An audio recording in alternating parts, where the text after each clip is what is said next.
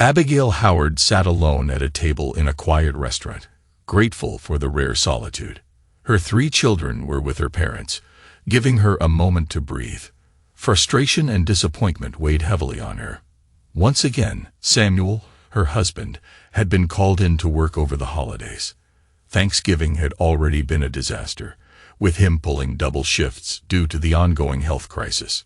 Now, with 3 of his colleagues out sick, their family plans had fallen apart yet again. Always working, she thought bitterly. Never around when I need him. And then he complains about visiting my parents. Her brooding was interrupted by a voice. "Mind if I join you?" She looked up to see a well-dressed man with dark hair and an easy smile. "You seem like you could use some company," he said warmly. Abigail hesitated before nodding. She hadn't realized her emotions were so obvious. The man took the seat across from her and extended a hand. "Henry Vale," he introduced himself. "Abigail Howard," she responded automatically. His smile widened. Rough day. A few days later, Abigail found herself at the park, waiting for Henry. He had invited her for a walk after she had vented about Samuel's constant absence. He had listened, sympathized, and then casually suggested they meet up. She had initially resisted but eventually gave in. Now she watched as he approached her with a knowing smile. Taking her hand, he brushed his lips lightly against her knuckles. "Shall we?" he asked. She didn't pull away. Instead, she let him slip his arm through hers as they began walking together. Over the next 2 weeks, Henry slowly became a fixture in her thoughts. Their conversations grew longer, their interactions more frequent. It had started as friendly chats but shifted into something more. Flirtation, compliments, and an unspoken connection formed between them. One Saturday night, as she lounged on the couch, her phone lit up with a message from him. "Henry. Hey gorgeous, what are you up to?" Abigail. "Watching a movie." Henry. "Let me guess, he's working again." Abigail. "Yeah, as usual." Henry. "And you're handling everything alone." "He doesn't deserve you. Are you sure he's actually at work?" Abigail. "What do you mean?" Henry. "If it were me, I'd check. Just saying." Her stomach twisted as she read his words. A nagging thought took hold. Maybe she should call. An hour later, her phone rang. Samuel's name flashed on the screen. "Hey," he said, concern in his voice. "You called? What's wrong? Are the kids okay?" Hearing his worry made her feel guilty. When she had tried his office, he hadn't answered. "Everything's fine," she said quickly. "I just wanted to hear your voice, but you weren't there." He exhaled heavily. "I was handling a flight issue on the platform. My phone was in my locker." They spoke briefly before hanging up, but the unease lingered. Why had it taken so long to reach him? As the days passed, doubt began to fester alongside her discontent. 3 months later, Samuel dragged himself through airport traffic after another brutal series of night shifts.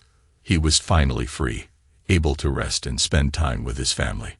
But instead of heading home to celebrate, he found himself alone. After yet another argument, Abigail had taken the kids to her parents' house. Their life together should have been comfortable. The house was paid off. The car fully owned. He had even set up a college fund for their children. He worked hard trying to give them security. But somehow, it was never enough. Too drained to think, he collapsed onto the bed, only to wake hours later, his stomach twisting with hunger. He decided to clear his head with a long run through the woods.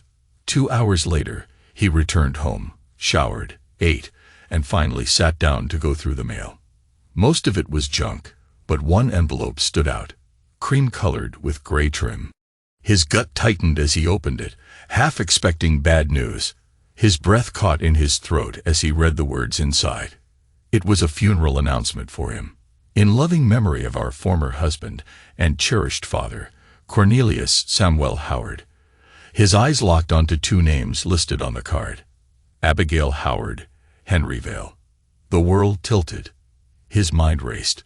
So this was why she had been distant, nagging, withdrawing, accusing. Shock gave way to fury, but he forced himself to stay calm.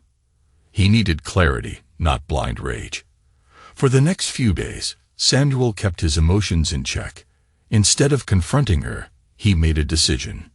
He would return to Tai Chi, something he had given up years ago for Abigail. He needed a way to regain focus, to steady himself before taking action. After an intense training session, he returned home, his mind still reeling. He picked up the funeral card once more, and this time the rage surfaced fully. Enough. He powered on his computer, determined to dig into this Henry Vale. Meanwhile, miles away, Abigail kissed Henry goodbye, unaware of what Samuel had discovered.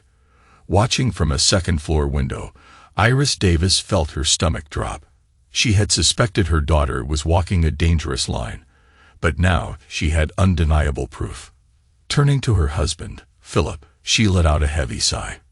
If this keeps up, we're going to have a divorced daughter and 3 kids growing up without their father. Philip's face darkened. You think she's really involved with someone else?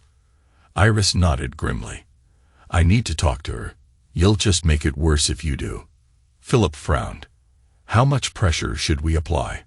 Find out who this guy is, Iris said. I'll dig into his background. Philip hesitated. How far are we willing to go? His expression hardened as he made up his mind. If she's cheating, she's on her own. No help from us, no money for a divorce, no lawyer fees. But if there's a way to fix this, Iris pursed her lips.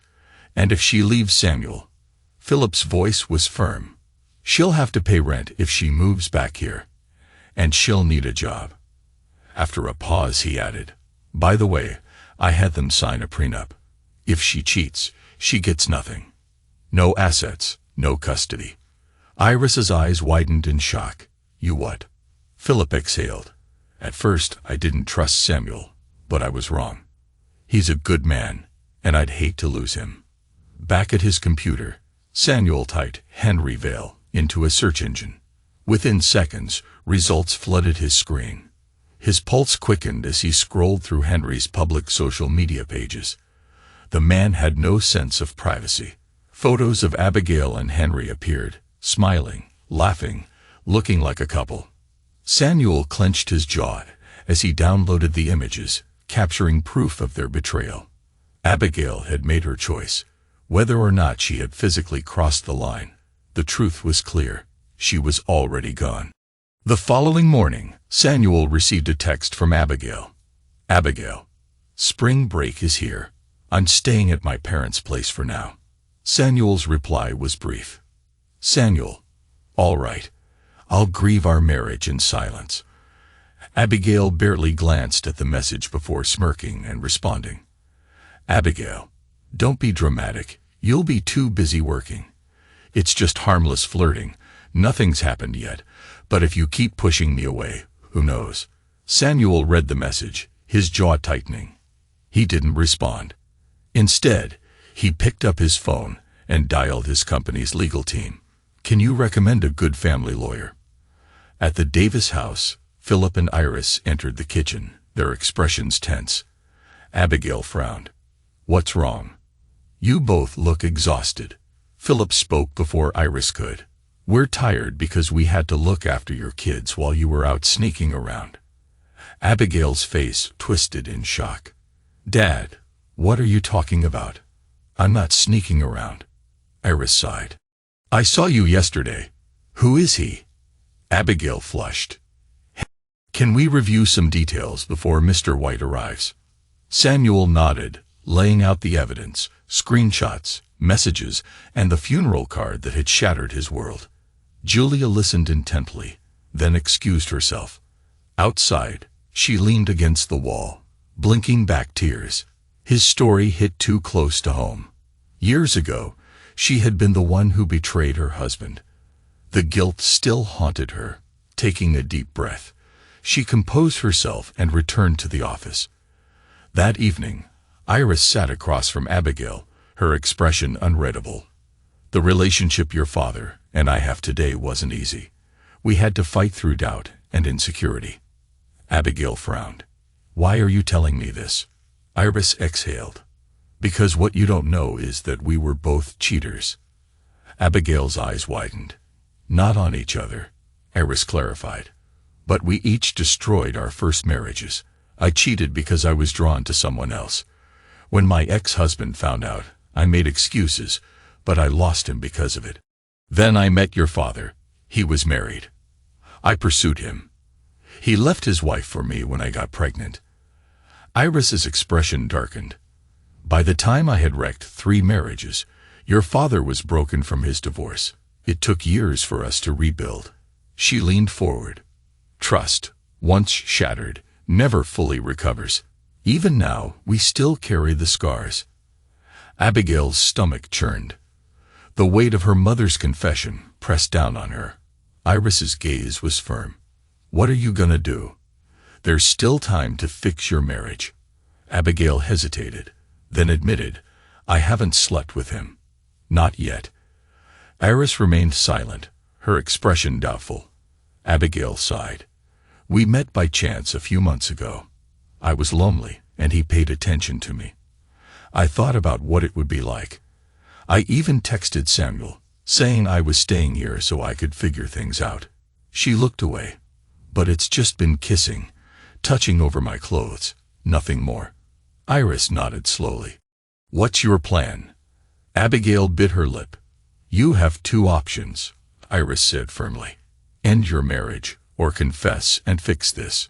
If you don't, we will tell Samuel ourselves. Abigail swallowed hard, realizing the ultimatum wasn't a bluff. He deserves the truth, Iris added. And if this leads to a divorce, we will stand by him. Abigail's breath hitched. I get it. You've made yourselves clear. Good. Abigail pulled out her phone, checking their shared family calendar. An idea formed in her mind. I promised the kids a trip to the zoo, she murmured. Samuel has a morning shift on Saturday. I'll go home afterward, confess, and try to make things right. The next morning, as she packed for the zoo, her children buzzed with excitement. But her own thoughts raced, preparing for the difficult conversation ahead. As they piled into the car, Eva spoke up. Mom, when are we going home to see Daddy? Abigail frowned. Your dad's working, sweetheart. It's no different than usual. Eva hesitated, then Noah chimed in. Mom, we see Dad all the time. Even when he's busy, he's there. He helps with homework, makes dinner, comes to our games. But you barely talk to him. Eva's voice softened. We know you're mad at him, but why? Abigail stiffened. What makes you think I'm mad? Eva rolled her eyes. Because we see it. You shut him out, and it's hurting him. Abigail felt her heart lurch. Eva pressed on. And for what? Because of his job, or because of Mr. Vale? Abigail's breath caught in her throat. What? Did you know Dad has a promotion coming up? Eva asked sharply. Abigail's stomach dropped. What? Of course not. Eva said coldly. You don't talk to him. Abigail's mind spun. A promotion. We love Daddy, Eva whispered. And so does Noah. And Tessa. Abigail blinked back tears. Noah muttered to Ava. See, Mom's treating us the same way she treated Dad. Eva nodded grimly. And eventually, he just gave up. Abigail gripped the steering wheel tightly, unable to process the weight of her children's words. At the zoo, the kids had a fantastic time, but Abigail's mind was elsewhere. Henry's messages kept popping up on her phone, more insistent than before. Frustrated, she finally snapped and typed back. I'm with my kids. I'll get back to you when I have a moment. After that, her phone went silent. That evening, as they returned home, Samuel's last message echoed in her mind. All right, I'll grieve our marriage in silence. Guilt settled deep in her chest. The doorbell rang, breaking her thoughts. With a sigh, she got up to answer it. Standing on the porch was a young man in uniform, a thick envelope in his hands, and a body camera strapped to his chest. I need to speak with Mrs. Abigail Howard. he said in a serious tone. Abigail's stomach clenched. That's me. What's this about? He gestured toward her ID. I need to verify your identity first. Confused and nervous, Abigail retrieved her driver's license and handed it over. He examined it, recorded the interaction, and then handed her the envelope. You've been served, ma'am. Have a good night. As he walked away, she heard him mutter, well deserved. Frozen in place, Abigail tore open the envelope and unfolded a letter. Abigail, the way you ended our marriage was heartless. I should have known something was wrong when you started spending more time at your parents' house, avoiding me and belittling me whenever we spoke. You had already decided I wasn't worth your time. If you had been honest and told me you wanted out, we could have handled this maturely. But you chose deception instead. I am requesting paternity tests for our children. The prenuptial agreement your father insisted on will be fully enforced. I even did something I swore I'd never do. I made a Facebook account. Your lover made sure to document everything.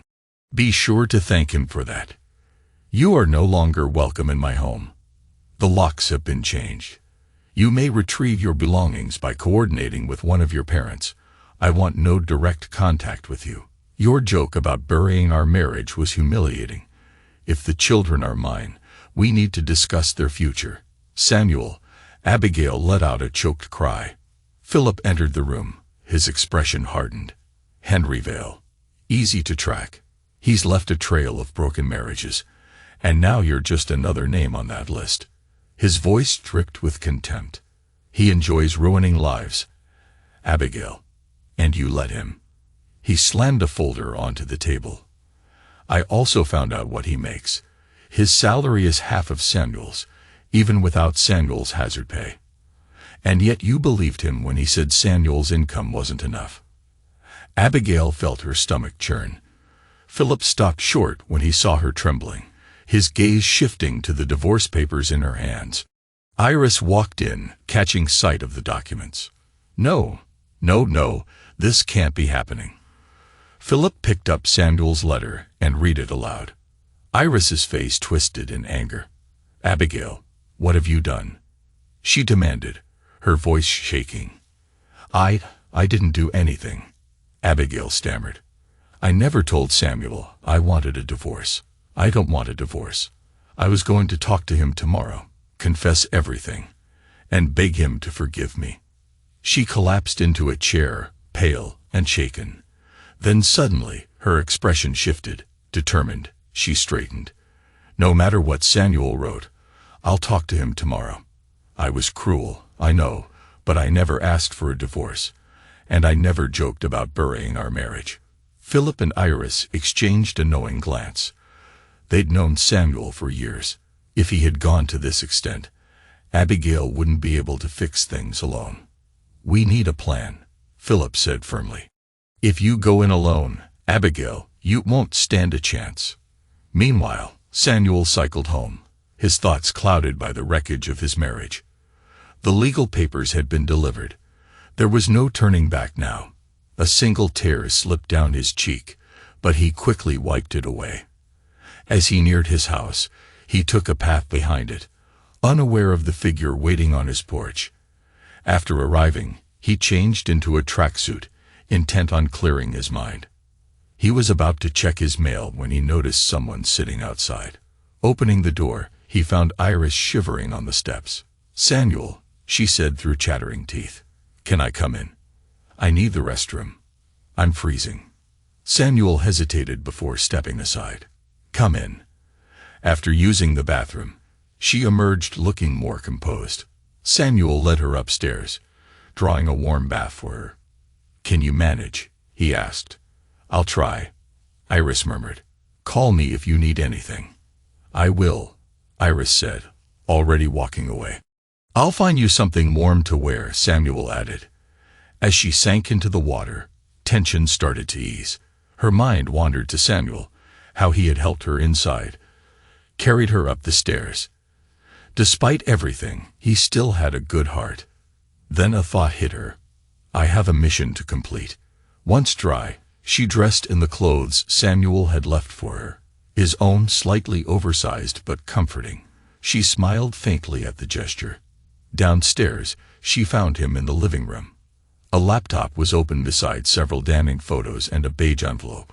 Samuel's voice was steady but cold. "Why didn't you wait in the car? Why sit outside and freeze?" Iris met his eyes. "Because I knew you'd shut the door in my face before I had a chance to speak." Samuel exhaled. "So you figured if you were inside, I have no choice but to listen." She nodded. "That was the idea." Samuel leaned back. "Here's the truth. Abigail was frustrated with my schedule. She wasn't wrong. But if she had just talked to me, if she had shown patience, she would still be married. And not just to me, but to the head of my department.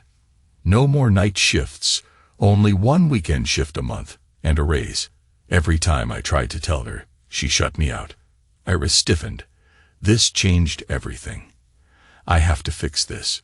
She studied Samuel, seeing the barely contained fury behind his calm demeanor. "Samuel," she said carefully, "those photos, was that the breaking point? Is that why you filed?" He didn't answer. Instead, he handed her the beige envelope. As Iris unfolded the letter, she felt the weight of his pain. Her voice dropped to a whisper. "I'm so sorry. We didn't raise her this way. This is beyond disrespect." She trembled. "When I get back, I'm slapping her." Another coughing fit seized her. Samuel rushed, pressing his hand to her neck to check her temperature. "You've got a fever," he said. "Lie down. I'm calling a doctor." Before she could protest, he lifted her up and carried her upstairs. Samuel searched for the thermometer Abigail had insisted they buy and checked Iris's temperature. 104 degrees Fahrenheit, he muttered. He called the clinic, explaining her symptoms.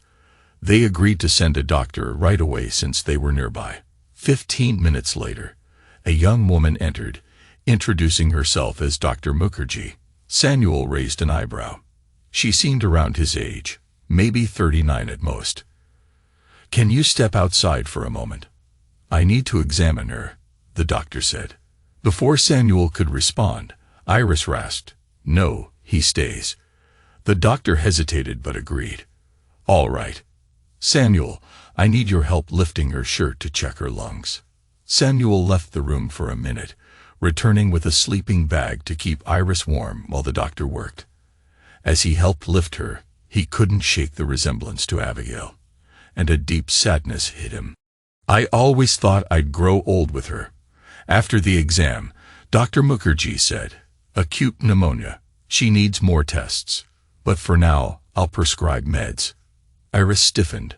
"No hospital, just give me the meds." Within minutes, Samuel was out the door to get the prescriptions. When he returned, the doctor promised to check in again tomorrow. Samuel called the Davis house. Abigail answered, her heart racing. "Hey, Samuel, you're calling late. I need Philip." "Wake him up if you have to," he replied coldly.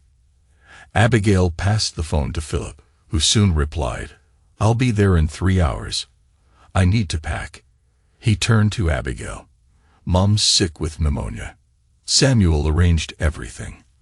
"I'll bring her clothes, then take care of her tomorrow when Samuel works." Abigail's eyes widened. "I'm coming with you." Philip shook his head. "You can't. First, the kids need you. Second, he doesn't want you in the house." Abigail's chest tightened. "But it's my home too." Philip's voice was firm. "No, it's not. It was his before you married. The prenup says you're separated once divorce papers are filed." Tears welled in Abigail's eyes. Philip sighed. "I'll help you pack." After Philip left, Abigail sat, trying to process. Her marriage was falling apart, and she couldn't pinpoint the moment it all changed. Though Henry had definitely pushed her further away from Samuel, she realized her actions had already destroyed her marriage, even if she hadn't slept with Henry. But how had Samuel found out? She didn't know, but she knew she had to cut ties with Henry. Before sending a message to him, she hesitated. Her parents were still at Samuel's house. Maybe they could help her understand why Samuel had taken this step. She'd wait. Philip arrived at Samuel's house and checked on Iris, relieved to find she was slightly better. Afterwards, he found a card on the dining table, his breath catching as he picked it up. He called Abigail immediately. "I'm sending you a photo of what I found. I want an explanation." There was silence. Then Philip added, "Your mom is stable. The doctor will check on her in the morning." Abigail opened the photo. It was a funeral card. "Now I get it. This is how Samuel found out." Her fingers clenched. Henry did this. She realized how naive she'd been, allowing Henry to manipulate her. She loved Samuel, always had. But now, with the card, her marriage steamed over. She called Philip. "I had nothing to do with that card. I never agreed to it." Philip's voice was harsh. "You should have known better." She listened in silence, knowing he was right. Henry finally got the call he'd been waiting for. "Glad you called," he said smoothly. "How are you?" Abigail's voice was icy. "Not great. My parents know about us, and my mom's sick with pneumonia." Henry barely reacted. "Pneumonia? How'd she get that?" "She was wet and cold, waiting for someone to come home." Henry smirked. "Perfect," he thought. "That's not why I called," Abigail continued. "I need to see you." His pulse quickened. "Of course. Wednesday good?" "No. Meet me at Maggie's Grill at noon." Henry grinned. Everything was falling into place. Meanwhile, Iris's fever finally broke. She was weak but determined to fight the divorce. She told Samuel, "This is between you and Abigail, but she hasn't tried to reach out to you. And you haven't seen the kids." Samuel's face darkened. "That's her choice." Philip sighed. "You were working hard, but when everything fell apart, she turned to another man." Samuel's voice cracked. "I tried, but she cheated. I can't live with that." Iris winced. Samuel's voice lowered. "We promised to care for each other through good times and bad." Philip and Iris exchanged a look. They'd both been unfaithful, but now their daughter had followed suit. Iris tried again. "Abigail says they didn't sleep together." Samuel laughed bitterly. "So that makes it okay. The way she treated me these last few months." Iris flinched. "That's not what I meant." Philip sighed. "Give yourself time. Cool down and look inside yourself." Samuel exhaled sharply. "Abigail will disagree," he muttered. Philip replied quickly. "She knows Vale sent that card. She was terrified. She never meant to leave you." Samuel scoffed. "So I'm good enough to provide. But when it's about fun, she needed someone else." Iris bristled. "Now you're being unreasonable." Samuel's anger flared, but he worked to control it. Philip and Iris exchanged worried glances, fearing he might snap. Samuel's voice cracked. "For months, I couldn't do anything right. Then I find out she's with another man. And now I might lose my kids. She's probably turned them against me." Philip nodded. "We'll see what she told them." Samuel frowned. "What do you mean?"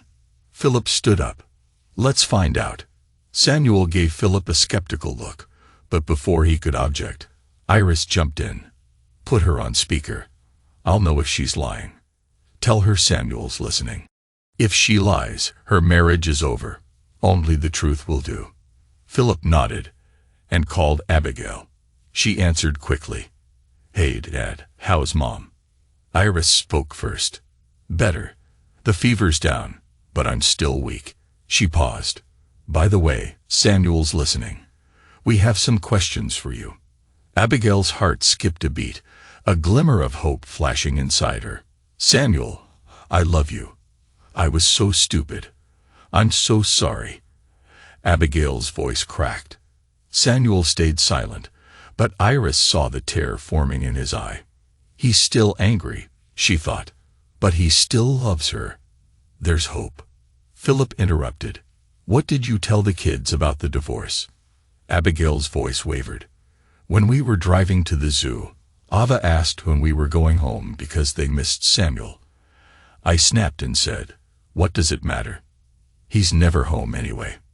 A sigh. "Then Noah talked some sense into me. They both took your side, Samuel. You know how hard it is when two teenagers gang up on you. I lost it, threatened to take them home early, and then Ava tore my soul out. She sniffled.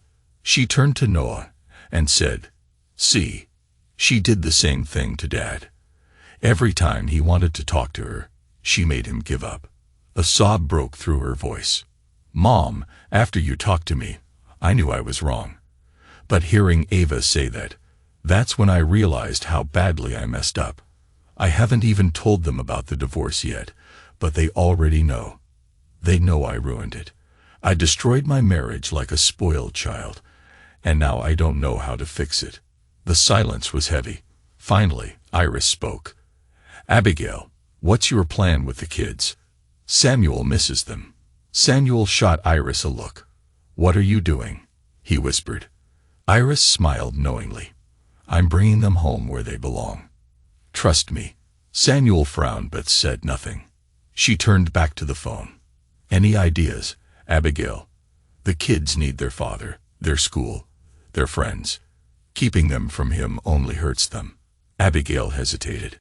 "I can bring them to Samuel, but they can't stay long. He works too much."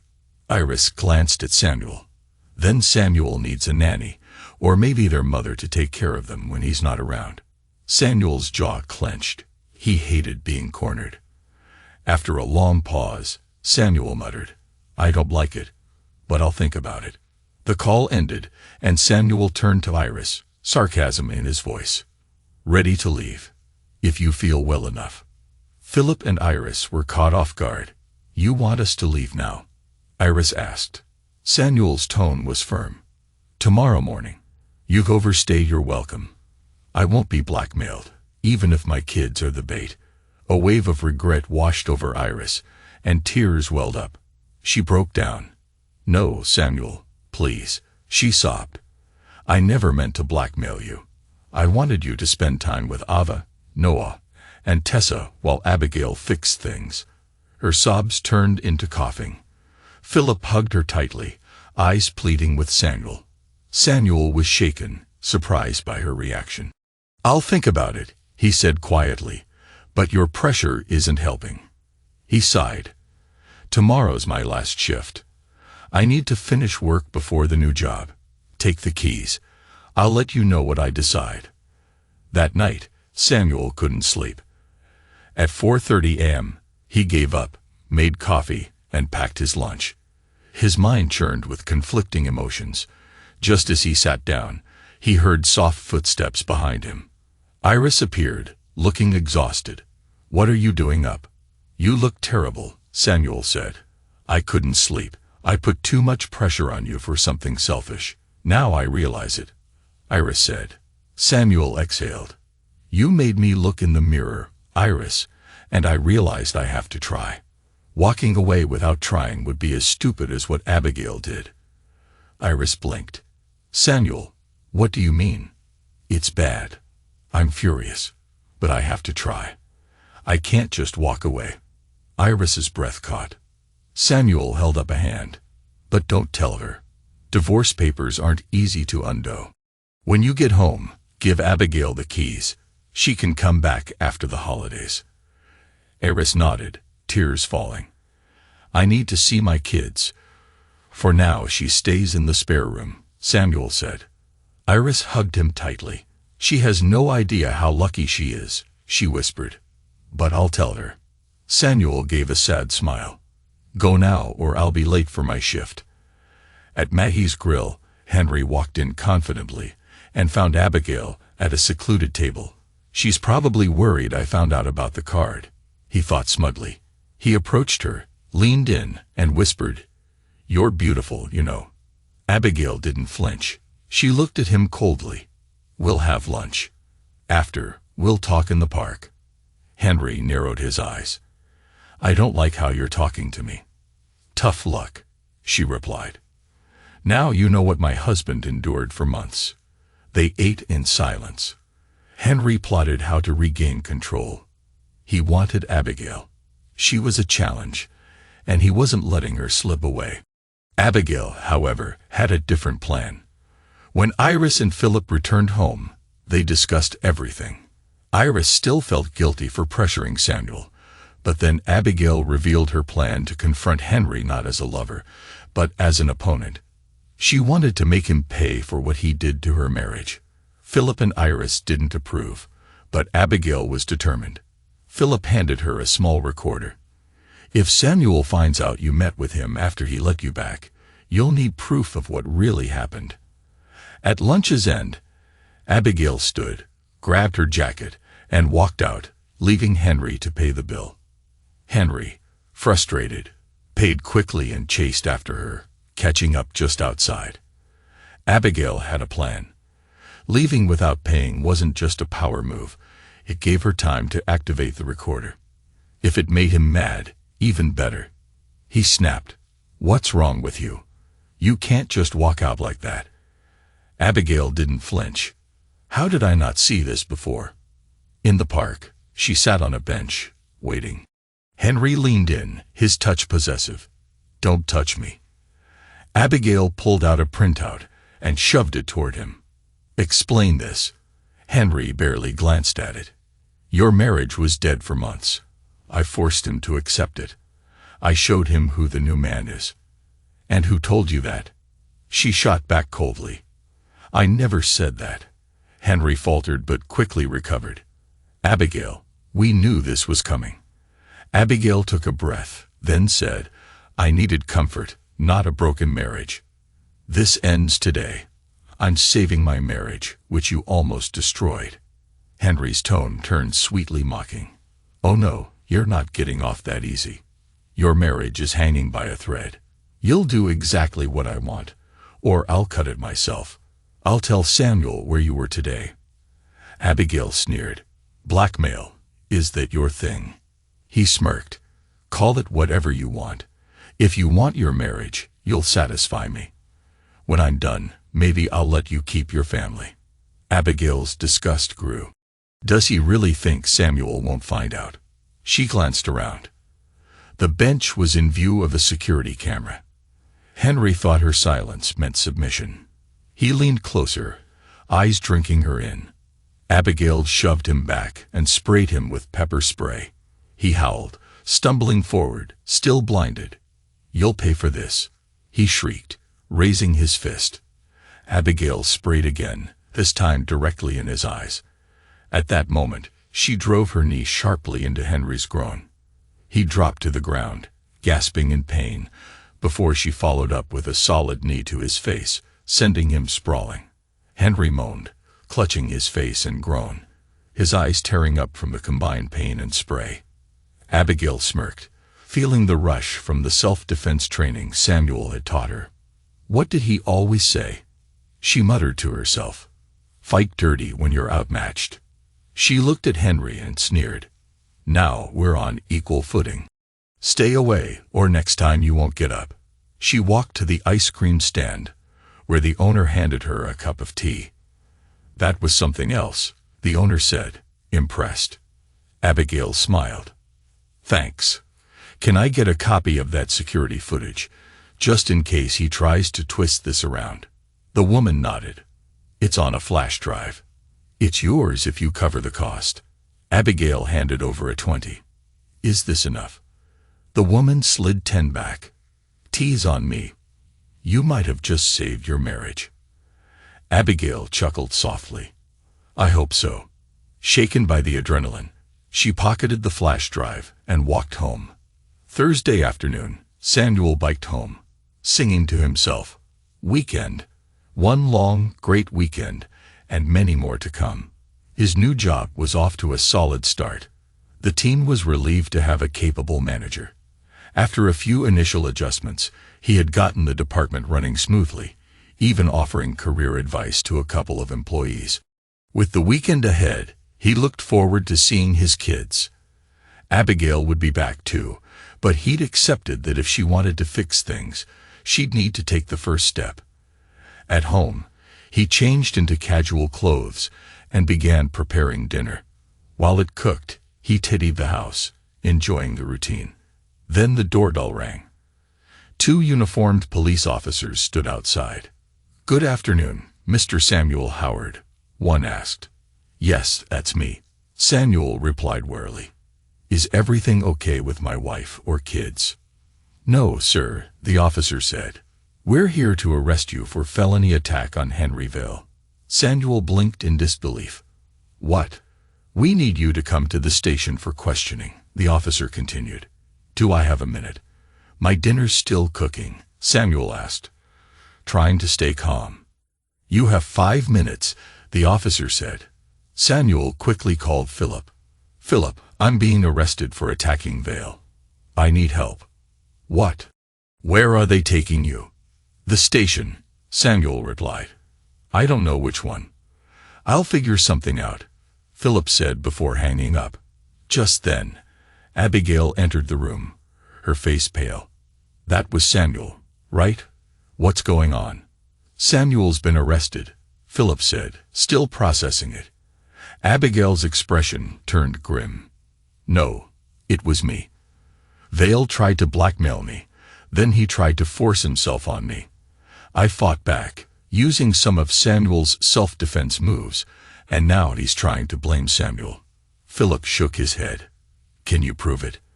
I have the recorder you gave me, and the CCTV footage from the ice cream stand. I'm going to report him for maltreatment. And Samuel? Philip asked. Henry's obviously lying. Let's hope the police listen. At the police station, Samuel went through standard processing.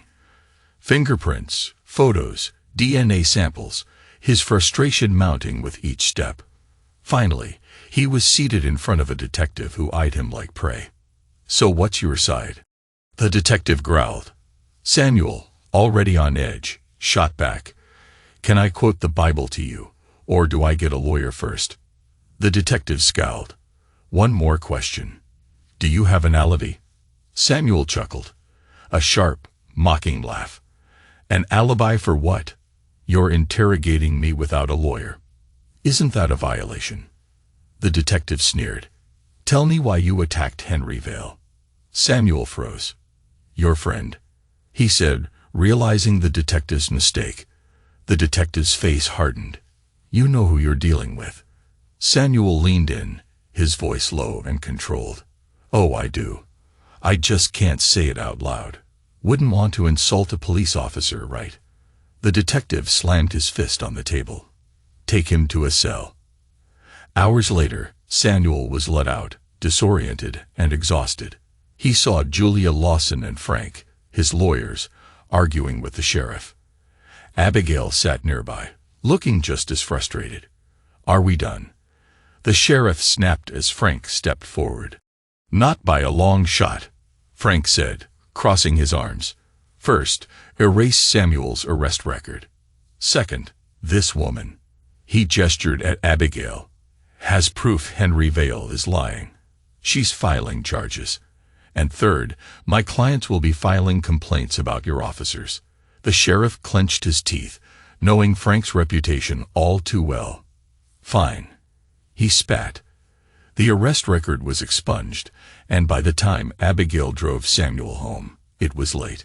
Before Samuel got out of the car, Abigail hesitated. I know I don't deserve this, but I didn't send that card. I didn't sleep with him. And I don't want a divorce. Samuel didn't answer immediately, still processing her words. Finally, she asked, when do you want to see the kids? Samuel sighed, his exhaustion evident. I can't let you drive back tonight. Stay in the spare room. The kids need both of us. Tomorrow we'll go get them together. We'll talk on the way. Abigail felt a mix of relief and nervousness. I'd like that, she said softly. I'm exhausted though, and hungry. I'll make something quick, Samuel replied. As they ate, the conversation turned to the kids. Abigail confessed how even Ava and Noah had noticed her coldness toward Samuel. If two teenagers can see how badly I treated you, it must have been really bad, she admitted. Samuel nodded. It was bad. After the meal, Abigail sighed. I'm going to bed. See you tomorrow, she asked, her voice barely above a whisper. Can I have a good night kiss?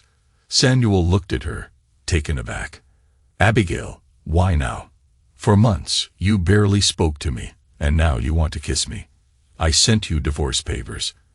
Abigail opened her mouth, but Samuel stopped her. No, we'll talk tomorrow.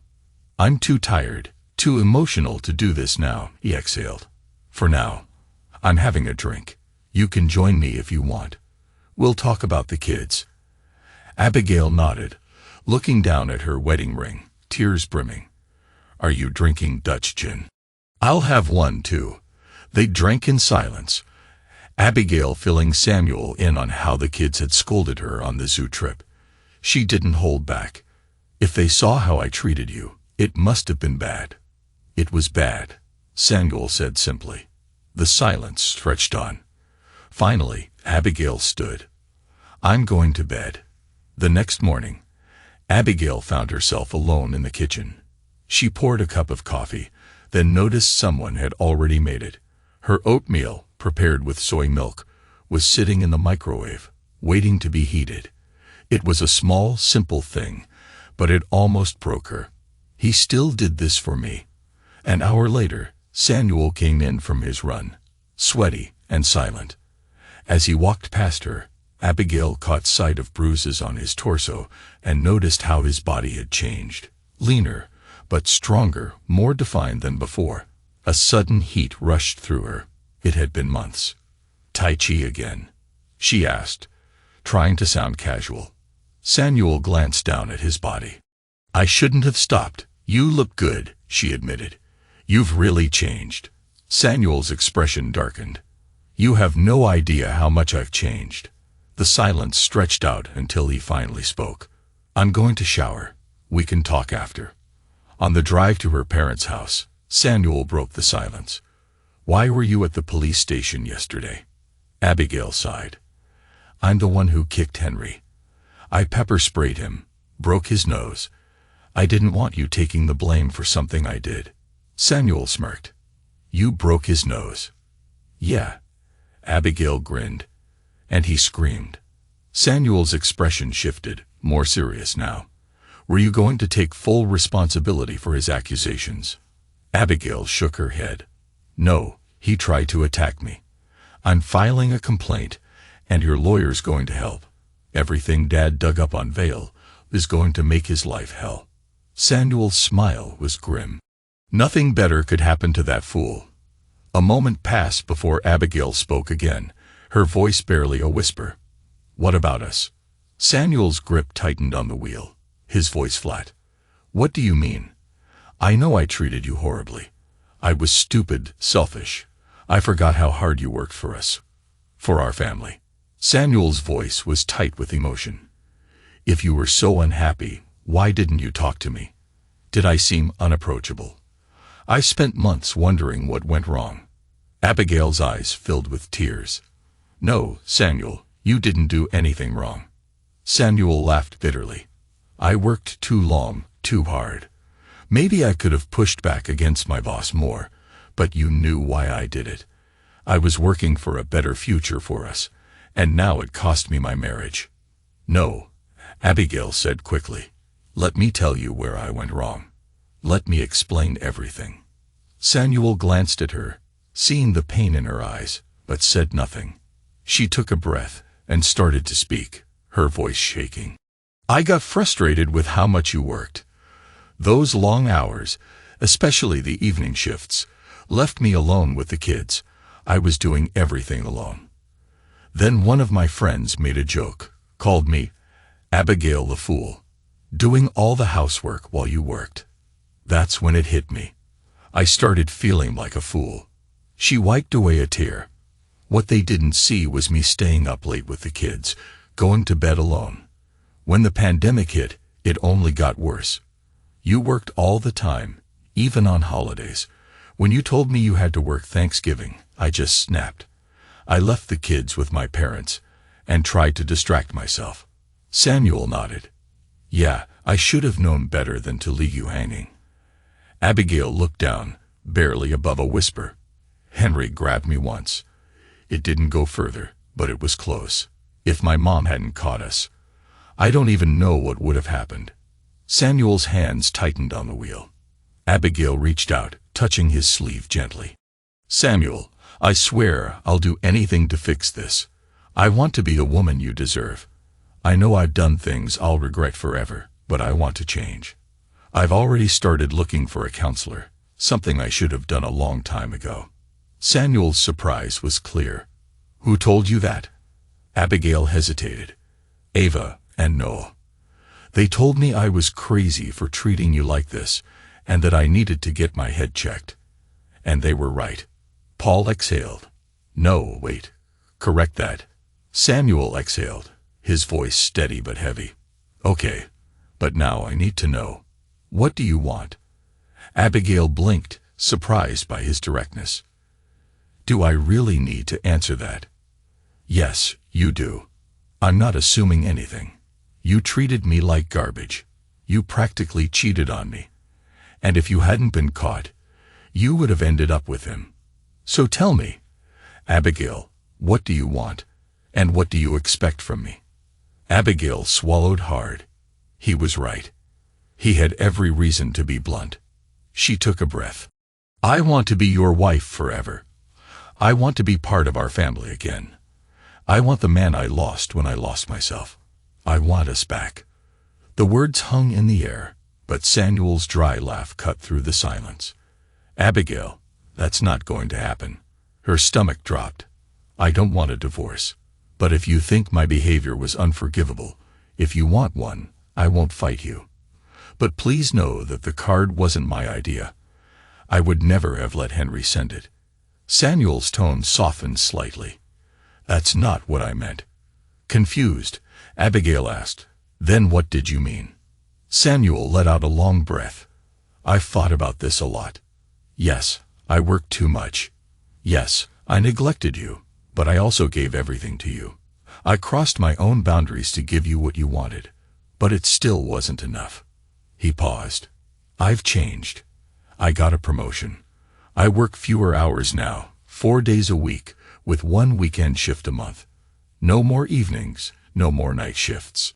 But the man you left behind, he's gone, and I'm not going back to who I was. Abigail blinked. You got a promotion. Yeah, Samuel said, the edge in his voice clear. I tried to tell you, but you weren't listening. You found comfort in someone else instead of trusting me. I wasn't enough anymore. Her heart twisted. I was awful to you. I was stupid. Samuel stayed quiet for a while before speaking again. I made a vow. For better or worse, until death do us part, I swore to love and respect you. He looked at her briefly. That's the hard part. I don't take that vow lightly, unlike the woman I once loved with all my heart. Abigail's eyes filled with tears. I don't want a divorce. I want to try. Samuel sighed, his voice steady. If that's what you want. Abigail had been bracing for the worst. Divorce, the prenuptial agreement leaving her with nothing, her life unraveling because of her own mistakes. But now, suddenly, she had a chance. The shift was so unexpected, she couldn't quite process it. Relief flooded her, so overwhelming that she instinctively reached for Samuel's hand. The car swerved sharply. Careful. Samuel barked, gripping the wheel as he regained control. The tires screeched, veering into the opposite lane before he steadied the vehicle. Fortunately, the road was empty. Abigail let out a shaky laugh. Just like our marriage, I need my husband to get me back on track. She turned to him, eyes shining. You won't regret this, Samuel. I swear. Don't assume anything. His voice was firm. I'm not going into this blind. There will be rules, and you may not like them. We'll discuss them with your parents. My parents. Why? Because they're already involved. Your mom pushed hard for me to give you another chance. When I agreed to think about it, she backed me into a corner, manipulating the situation. I was furious. Abigail exhaled, realization dawning. That's why they left early. She lowered her gaze. I'm sorry. The rest of the drive was quiet, the radio playing softly in the background. When they arrived, the front door flew open before Samuel had even unbuckled. Dad. Ava ran toward him, calling over her shoulder, "Noah, Tessa, Daddy's here." She threw herself into his arms. Noah followed, nearly tackling him. Tessa, the smallest, wrapped herself around his leg, beaming. Samuel hugged them tightly, inhaling the familiar scent of his children. He had missed this more than he had allowed himself to admit. Inside, they gathered in the living room. Before Samuel could say a word, Noah blurted, "Does this mean you aren't divorcing, Mom?" Silence. The four adults froze. "What?" they all exclaimed in unison. Ava crossed her arms. "Come on, you think we're stupid. Mom ignored Dad for months. Then suddenly we're living here, and we have to call some guy Uncle Henry. We figured it out." A heavy tension filled the room. Abigail swallowed hard, turning to her children. "Yes, I was very stupid," she admitted. "Your father and I have a lot to talk about, and I hope I can convince him that I've learned my lesson." She looked at Ava and Noah. "And you two were part of what made me realize that." She pulled them into a hug. "Please, forgive me and help me fix this." That afternoon, with Tessa playing at a neighbor's house and Ava and Noah upstairs, the four adults sat at the dining table. Samuel ran a hand through his hair. "It's time to talk." Abigail hesitated. "Can I start?" Samuel gestured for her to go ahead. She took a deep breath. "I could say I'm sorry 1,000,000 times, but it wouldn't be enough. So I'll say it once. I'm sorry, and I will do everything I can to earn back your trust. I want to be the woman I used to be before I threw everything away." Samuel's expression remained unreadable. "I already told you this in the car, but I'll say it again here in front of your parents. That won't happen." Philip and Iris tensed. Samuel's tone was firm. "I won't bend over backward to meet your every need anymore. I did that for years, and I won't do it again. In other words, the man sitting across from you is not the same man you left behind." Iris hesitated. "Does that mean you're leaving?" "No." Samuel's response was immediate. "I'll try to save our marriage, but Abigail has to earn my heart back. A lot of love was burned because of what she did. There's still something left. But right now, I'm doing this because I made a vow. And for the kids." Abigail lowered her gaze. This Samuel was different, direct, unyielding, firm in his boundaries. Could she make this version of him love her again? Samuel exhaled. "The divorce will be final in 5 months. We'll see where we stand then. If we both want to keep trying, we'll stop the process. If not, I won't fight it. You might want to get a lawyer." Philip and Iris exchanged stunned looks. Abigail felt her chest tighten. He was serious.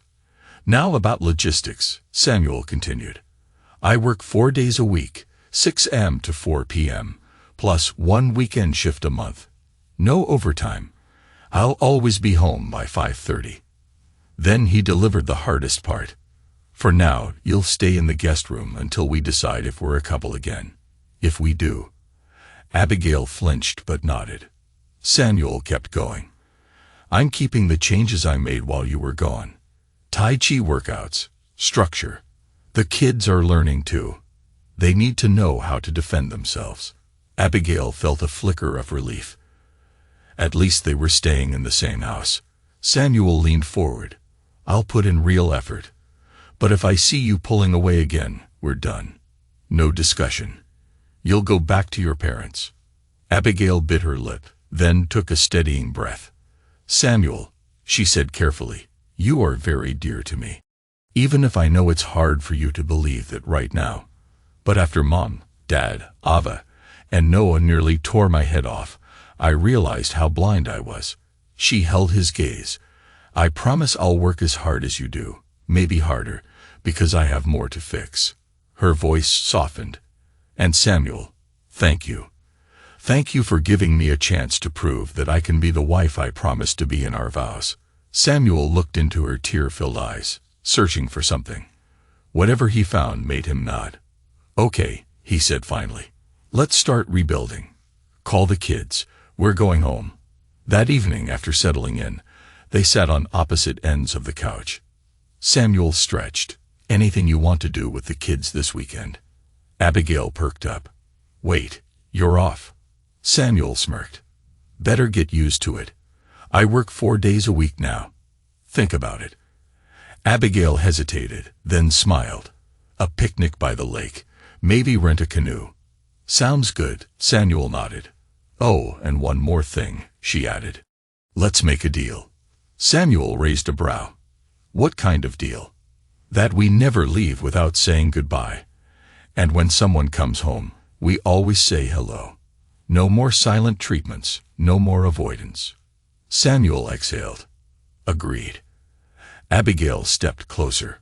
Without hesitation, she leaned in and kissed him softly.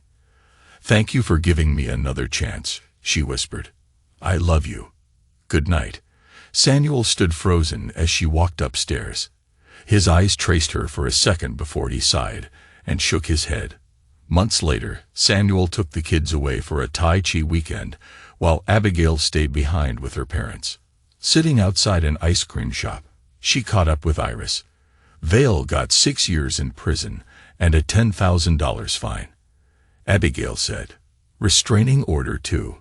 He can never contact us again. Iris sighed in relief. Good. And you and Samuel? Abigail hesitated. I don't know. Things are calm. But no hugs, no kisses. It's like a platonic marriage now. I don't know what to do. Iris frowned. Nothing at all. Abigail blushed. He responds physically. Last week, I hugged him.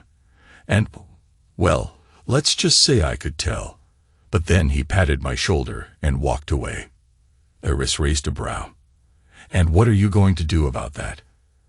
Abigail exhaled. I don't know, but I do know this. I'm not giving up on my husband. Iris studied her daughter for a moment before smiling knowingly. Abigail, I think you're looking at this all wrong. Abigail frowned. What do you mean? You're waiting for Samuel to make a move, right? To take charge again. Abigail lowered her gaze and whispered, yes. Iris smirked. What if Samuel sees it differently? What if in his mind, you're the one who pushed him away? Maybe now it's your turn to prove that you still want him. Abigail's eyes widened. You really think so? Oh, absolutely. Iris grinned. If I were you, I'd rip his pants off. Abigail burst out laughing, her face burning. Mom, I'm serious. Iris winked. We're going shopping. Now. Abigail hesitated. Shopping? Yes. The kids are staying with us next weekend. You and Samuel will have the house to yourselves. Abigail bit her lip, intrigued. Okay. So what's the plan? Iris leaned in, voice low. Start slow. Monday, wake up early and have breakfast ready when he comes downstairs. Abigail made a face. He wakes up at 4:45 a.m. Then so do you, Iris said firmly. Tell him you want to adjust before your new job starts. Make it normal for him to see you first thing in the morning. Abigail nodded slowly. All right. And then, Friday night. Iris smirked. You seduce your husband. Make his favorite dinner. Sushi. Feed him with chopsticks. But when he takes the third bite, hold the next piece between your lips. Abigail's eyes widened. Oh, I like that. Iris grinned.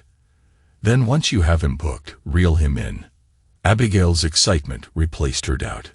Samuel doesn't stand a chance. Iris chuckled. Abigail's heart pounded. I will win my husband back. Samuel was getting used to having breakfast with Abigail every morning, and to his surprise, he liked it. But when he walked into the kitchen, his jaw nearly hit the floor. Abigail stood there in a silky, form-fitting dress that shimmered under the light. It hugged her curves in all the right places, hinting at what lay beneath. Stockings graced her legs, and oddly enough, she wore cozy slippers, a contrast that made her even more irresistible. You look amazing, Samuel murmured. What's the occasion? You're the occasion, she smiled. Consider this a preview of what's coming this weekend. The kids will be with my parents, and I will be coming for you. Samuel's brain short-circuited, heat rushing through his body. This is happening. Yes, she whispered. I want to go back to bed with the man I love. The man I love even more after everything you've done for me. After my stupidity and selfishness, I want the man I married back. But even more than that, I want the man you've become. She stepped forward and kissed him softly. His mind raced. Was this real? A setup? It had been so long since she looked at him like this. He wanted her. God, did he want her? But it wasn't just about desire. It was about trust. Before he could react, she kissed him again. Quick, teasing. Then, with a playful smirk, stepped back.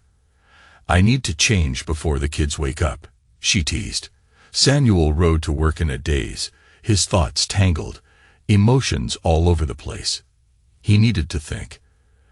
At work, he sent her a message. I'll be home late.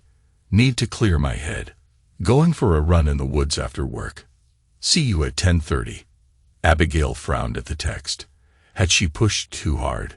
She had told him her plans in advance, hoping to ease him into the idea rather than surprise him.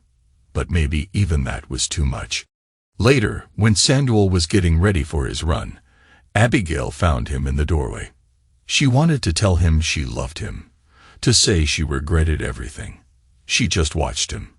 He looked so good, broad shoulders, lean waist, streaks of gray at his temples that somehow made him more attractive. Tai Chi had changed him. He was leaner, stronger. She sighed in admiration, until he dropped his boxers without hesitation, changing right in front of her. Abigail's breath hitched. God help me, she thought. He wasn't bulky, but he was all defined muscle, a body like a gymnast, not a bodybuilder. It took everything in her not to close the distance between them. No, if I push too hard, it's over, she thought. But she had to say something. God, you look good, she rasped. You're beautiful, inside and out. Samuel turned, startled, then flushed. Abigail laughed, delighted at his reaction. The tension cracked, and soon they were both laughing. Samuel's run was longer than usual. He needed the clarity. Was he a better person with or without a wife? For an hour, as his feet pounded the dirt path, he let the question settle. Then, like lightning, the answer struck. He knew what he had to do. The next morning played out like the last, but with one key difference. Abigail wore a silk robe, loosely tied at the waist, shifting with every movement. When she reached for the coffee pot, the robe parted just enough for Samuel to realize she wore nothing underneath. His breath caught. Abigail noticed his stare and smiled, her body responding in ways she had almost forgotten.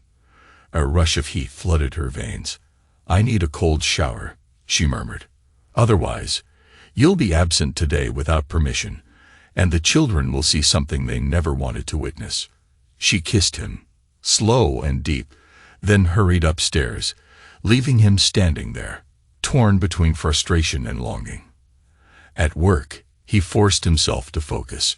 He left early, unable to shake the memory of her teasing words, her scent, her touch. When he arrived home, Abigail was waiting, tears streaming down her cheeks. She threw herself into his arms, sobbing. You bought me flowers. You made me so happy. Samuel held her gently. They arrived early.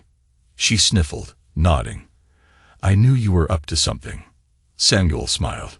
Your parents were here this morning to pick up the kids. They'll bring them home Sunday night. Abigail wiped her tears.